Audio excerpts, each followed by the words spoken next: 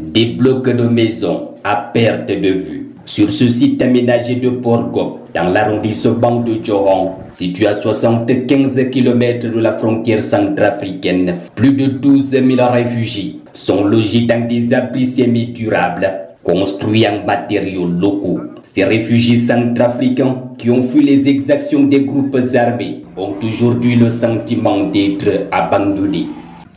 Il y a longtemps qu'on ne reçoit plus de l'aide, alors que la plupart d'entre nous est là sans activité.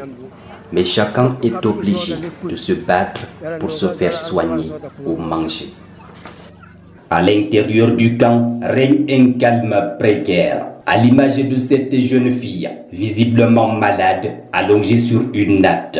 Le site de Porgop, où vivent au quotidien 3500 ménages, est habité à 55% par des femmes. Certaines disent être dans la précarité.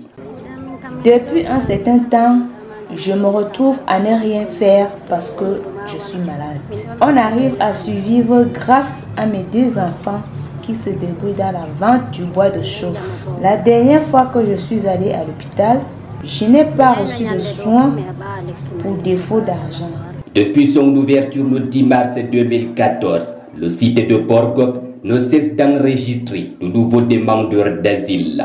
Face au nombre croissant des réfugiés, le Haut Commissariat des réfugiés qui administre le camp a lancé le programme d'autonomisation des réfugiés, privant certaines personnes de l'aide nécessaire pour survivre. Aujourd'hui, nous sommes des réfugiés, mais le HCR veut qu'on soit autonome. Désormais, c'est nous-mêmes qui assurons les soins de nos familles, les frais de scolarité de nos enfants. Nous subvenons à nos propres besoins. Et tout ça, c'est très dur pour nous. À côté du camp, il y a un espace pour cultiver, mais sans le pâturage pour nos troupeaux qui ont été envoyés loin d'ici.